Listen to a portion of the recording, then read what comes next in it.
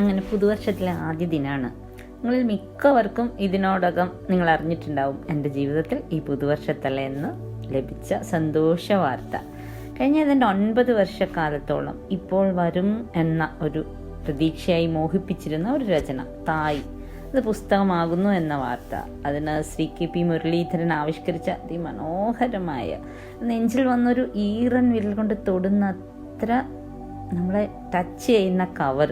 ആ കവർ ഇന്നലെ സോഷ്യൽ മീഡിയയിൽ വഴി തിരക്കഥാകൃത്ത് എന്ന നിലയിൽ നമുക്ക് സുപരിചിതനായ മനോരമയുടെ ലീഡർ റൈറ്റർ, പ്രമുഖ മാധ്യമ പ്രവർത്തകൻ, ഒടിയൻ കുട്ടിശ്രാങ്ക്, ഇത്തരം ഒരു വിശേഷണവും വേണ്ട നമുക്ക് അദ്ദേഹത്തെ അറിയാനായിട്ട്. അദ്ദേഹം പ്രകാശനം ചെയ്ത ആ കവർ, അതോടുകൂടിയാണ് അത് അതിനെക്കുറിച്ച് എല്ലാവരും അറിഞ്ഞത്. അടുത്ത ഒരാഴ്ച കൊണ്ട് തന്നെ പുസ്തകം എല്ലാവരുടെയും കയ്യിൽ വിപണിയിൽ എത്തുമെന്നാണ് ഞാൻ അറിഞ്ഞത്. പുസ്തകം ആയിട്ടില്ല, കവറാണ് വന്നിരിക്കുന്നത്. അതൊരു വലിയ സന്തോഷ വാർത്ത തന്നെയാണ്. അതിനെക്കുറിച്ചല്ലാതെ ഇന്ന് ഞാൻ മറ്റെന്തെങ്കിലുമാണ് ഓർത്തിരിക്കുന്നതെന്ന് പറഞ്ഞാൽ അത് നുണയാവും. തീർച്ചയായിട്ടും ഇത്ര ഒരു വലിയ സന്തോഷമുള്ളപ്പോൾ അത് തന്നെയാണ് മനസ്സിൽ. പക്ഷേ അത് തന്നെയാണെന്ന് പറയുമ്പോഴും അതിൻ്റെ സന്തോഷത്തിനൊപ്പം തന്നെ ഒരു മാനസിക പിരിമുറുക്കമുണ്ട്. നുണ പറയാന്ന് കരുതരുത്. ശരിയാണ്, ഞാൻ ഏറെ കാലമായി എഴുത്ത് തന്നെയായിരുന്നു തൊഴിൽ. ഒരുപാട് സാധനങ്ങൾ എഴുതി വെളിയിൽ വന്നിട്ടുണ്ട്. അതിൻ്റെയൊക്കെ ജയപരാജയങ്ങളെക്കുറിച്ച് ഞാൻ ചിന്തിച്ചിട്ട് പോലുമില്ല. എന്നെ അടുത്തറിയുന്നവർക്കറിയാം. ഒരുതരം വീണയുടെ വിഷ്ണുലോകം, അല്ലെങ്കിൽ തലയ്ക്കൊപ്പം വെള്ളം വന്നാൽ അതിന് മുകളിൽ തോണി, ആ ടൈപ്പ് സ്വഭാവമൊക്കെയാണ്. പക്ഷേ ഈ പുസ്തകത്തെ എന്തുകൊണ്ടോ ഞാൻ എൻ്റെ ആദ്യത്തെ രചനയായി, ആദ്യത്തെ പുസ്തകമായാണ് കാണുന്നത്. ഇതിന് മുമ്പ് വന്നുള്ള പുസ്തകങ്ങളിലൊന്നും ഞാനില്ല. എൻ്റെ ഭാഷ ഉണ്ടാവും, എൻ്റെ അപഗ്രഥനങ്ങളുണ്ടാവും, പക്ഷെ ഇത് ഞാനല്ല. ഇതങ്ങനെയല്ല. വായനക്കാർക്ക് മുഴുവൻ മുമ്പ് ഞാൻ തന്നെയാണ് വരുന്നത്. എൻ്റെ ജീവിതമാണ് വരുന്നത്. എൻ്റെ കുറുമ്പുകളും കുന്നായ്മകളും സന്തോഷങ്ങളുമാണ് വരുന്നത്. അതുപോലെ തന്നെ അതിൻ്റെ കവർ വന്നപ്പോൾ ഉണ്ടായ എല്ലാവർക്കും ഒരു എക്സ്പെക്റ്റേഷൻ. കവറ് എൻ്റെ യാതൊരു ഗുണം കൊണ്ടുമല്ല. നിങ്ങൾക്ക് എല്ലാവർക്കും അറിയാം who this KP Muraleedharan is. അതിൻ്റെ അകത്ത് തന്നെ എല്ലാവരും ചോദിക്കുന്നുണ്ട്, the one and only one എന്നൊക്കെ പറഞ്ഞിട്ട്. നമുക്ക് ആ തകര, പ്രേമലേഖനം, അതൊക്കെ അദ്ദേഹം ഇല്ലസ്ട്രേറ്റ് ചെയ്ത കാലത്ത് തന്നെ അറിയാം അദ്ദേഹം എത്രത്തോളം അതിനകത്ത് വിദഗ്ധനാണ് എന്ന്. അദ്ദേഹത്തിൻ്റെ ഒരു ഇൻ്റർവ്യൂ ഒരിക്കലും ഞാൻ വായിച്ചിരുന്നു.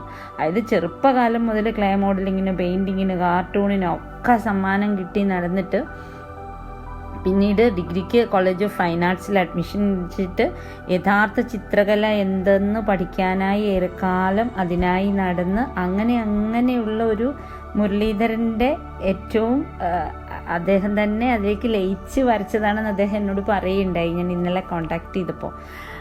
അപ്പോൾ പിന്നെ അതിനകത്തൊന്നും ഒന്നും പറയാനില്ല. അദ്ദേഹത്തിൻ്റെ രചനകൾ നിങ്ങളെല്ലാവരും നേരത്തെ കണ്ടിട്ടുമുണ്ട്. അപ്പോൾ അതിനകത്ത് ഒരു കാര്യമുണ്ട്, ഇദ്ദേഹത്തിൻ്റെ ഒരു പ്രത്യേകതയുണ്ട്, ഒരു സിഗ്നേച്ചർ. അത് ആ കവറിൽ വന്നിട്ടുണ്ട്. അതിൻ്റെ ഉള്ളിൽ, തായ് എന്ന പുസ്തകത്തിൻ്റെ ഉള്ളിൽ ഞാൻ പ്രൂഫ് നോക്കിയപ്പോൾ കണ്ടു ഒരുപാട് മനോഹരമായ പടങ്ങളുണ്ട്. അപ്പോൾ ഇതൊക്കെ ആകുമ്പോൾ എനിക്കങ്ങ് സന്തോഷിച്ചൂടെ? പക്ഷേ ഇതെല്ലാം കൂടെ ആകുമ്പോൾ ഉണ്ടാകുന്ന ഒരു പിരിമുറുക്കം ഉണ്ടല്ലോ. എല്ലാവരുടെ എക്സ്പെക്റ്റേഷൻ എന്തായിരിക്കും, എങ്ങനെയായിരിക്കും എന്നൊക്കെ.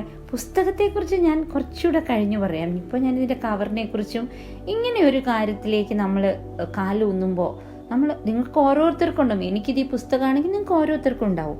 അത്തരം പിരിമുറുക്കങ്ങളുടെ നേരങ്ങൾ നിങ്ങൾക്കുണ്ടാകുമെങ്കിൽ ഞാൻ ഉഗ്രനൊരു മരുന്ന് പറഞ്ഞുതരാം. അത് JK റോളിങ്ങിൻ്റെ ഒരു സ്പീച്ച് ഉണ്ട്, ഗൂഗിൾ ചെയ്താൽ കിട്ടും. പക്ഷേ അത് ഗൂഗിളിൽ തന്നെ അതിൻ്റെ എക്സെപ്റ്റ്സ് എന്നും പറഞ്ഞുകൊണ്ട് കിടപ്പുണ്ട്. അതൊന്നും കേൾക്കരുത്. അത് ശരിക്കുള്ള ഗൂഗിളിൽ അതിൻ്റെ ലൈവ് പോലെ ഇതുണ്ട്, വീഡിയോ ഉണ്ട്. ആ വീഡിയോ കാണുകയേ ചെയ്യാവുള്ളൂ. എഴുതി വെച്ചിരിക്കുന്നത് വായിക്കരുത്. അതല്ല, അതിനേക്കാൾ അത്ര മനോഹരമാണെന്നറിയോ അതിനെക്കുറിച്ച് പറഞ്ഞിരിക്കുന്നത്. ദ ഫെയിലിയർ എങ്ങനെയാണെന്നും പറഞ്ഞിട്ടാണ് അവരത് പറയുന്നത്.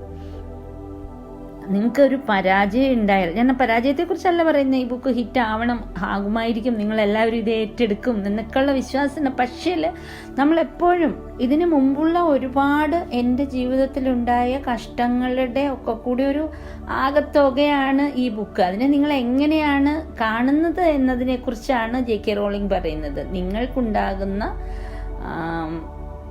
ഒരുപാട് കാലം ഉണ്ടാവുന്ന തിരിച്ചടികൾ നിങ്ങൾ എങ്ങനെയാണ് മുന്നോട്ട് കൊണ്ടുപോകുന്നത് എന്നതിനെക്കുറിച്ചാണ് അവരതിൽ പറയുന്നത്. അത്തരമൊരു ശ്രമം പോലും നടത്താത്തവരെ കുറിച്ച് അവർ പറയുന്നുണ്ട്. അതിനകത്ത് വളരെ എനിക്ക് നിങ്ങൾ കേൾക്കണം കേട്ടോ, അത്രയ്ക്ക് മനോഹരം. നമ്മൾ എപ്പോഴും അത് ജീവിതത്തിൽ നമുക്ക് ഒരുപാട് ഗുണം ചെയ്യും. അത് കേട്ട് കഴിഞ്ഞാൽ അവർ എത്ര മനോഹരമായിട്ടാണ് അത് പ്രസൻറ്റ് ചെയ്യുന്നതെന്ന്.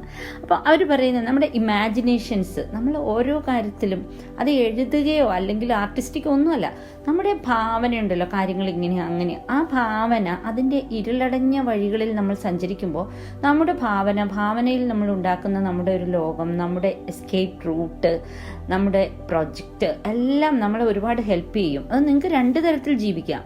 നിങ്ങൾക്ക് മുൻപിലേക്കുള്ള പ്രതീക്ഷ അത് ഭാവനയിൽ കണ്ട് അതിനുവേണ്ടി പ്രവർത്തിച്ച് ജീവിക്കാം. അല്ലെങ്കിൽ കൂട്ടിലിട്ട ഒരു മൃഗത്തെ പോലെ, അച്ചടക്കമുള്ള ഒരു മൃഗത്തെ പോലെ നിങ്ങളുടെ മനസ്സിനെ നിങ്ങളുടെ പരിധിയിൽ പിടിച്ചു നിർത്തി ഒരു പരീക്ഷണത്തിനും മുതിരാതെ സേഫ് എന്ന് കാണുന്ന വഴിയെ മാത്രം വണ്ടി ഓടിച്ച് നിങ്ങൾക്ക് പോവുകയും ചെയ്യാം.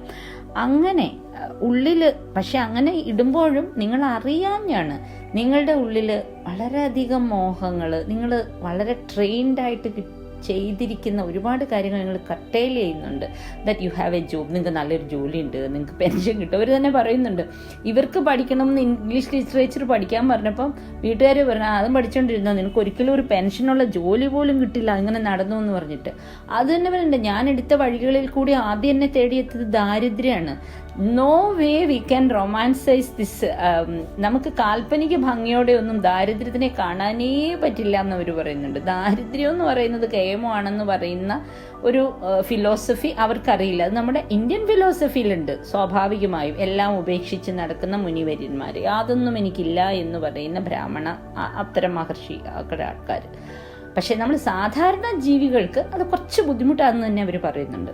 അപ്പം ഞാൻ പറഞ്ഞു വന്നത്, നമ്മളുടെ ജീവിതത്തിൽ നമ്മളിങ്ങനെ എന്തെങ്കിലുമൊക്കെ നമ്മുടെ ഉള്ളിൽ നിന്നുള്ള ആ ഒരു നിലവിളി ഉണ്ടല്ലോ, ഇത് ചെയ്തേ മതിയാവൂ എന്നൊരു തോന്നലുണ്ടല്ലോ, അത്തരം തോന്നലുകൾക്ക് ഒന്ന് ചെവി കൊടുക്കുക തന്നെ വേണം. എന്നെ സംബന്ധിച്ച് ഒരുപക്ഷെ അത് ഇത്തരം എഴുത്തുകളാവാം, നിങ്ങളെ സംബന്ധിച്ച് മറ്റെന്തെങ്കിലും ആവാം, നിങ്ങൾ ആഗ്രഹിച്ചിരുന്ന ഒരു പ്രൊഫഷൻ ആവാം. നിങ്ങൾ ഈ കേൾക്കുന്ന ആൾ ഒരുപാട് തലത്തിലുള്ള ആൾക്കാരുണ്ട്. ജീവിതം തുടങ്ങുന്ന, കരിയർ തുടങ്ങുന്ന കുട്ടികളുണ്ട്, അതേപോലെ റിട്ടയർ ചെയ്തിട്ട് ആഹാ എന്ന് പറഞ്ഞിട്ട് ഇനി ഒന്നിനും ഇല്ല എന്ന് പറയുന്നവരുണ്ട്, ഇനിയിപ്പോൾ എന്ത് എന്ന് പറഞ്ഞുള്ളൊരു മധ്യവയസ്കരുണ്ട്. എല്ലാവരോടും കൂടിയാണ്. ശരിയാണ്, മാനസിക പിരിമുറുക്കം ഉണ്ടാവും, നിങ്ങൾ റിസ്ക് എടുക്കാതിരിക്കും. പക്ഷേ ഒരിക്കലെങ്കിലും നിങ്ങളുടെ മനസ്സിൻ്റെ ആ ഒരു വിളിക്കൊന്ന് കാതോർത്ത് കൊടുത്താൽ ഈ പിരിമുറുക്കം പോലും എന്ത് രസമാണെന്നറിയാം. പാട്ടുപോലെ മൗനം പോലും മധുരം, ഈ പിരിമുറുക്കം പോലും മധുരം. അല്ല, എൻ്റെ ബുക്കിനെ കുറിച്ച് ഞാൻ പിന്നീട് വിശദമായിട്ട് പറയുന്നുണ്ട്. അപ്പോൾ ശുഭരാത്രി.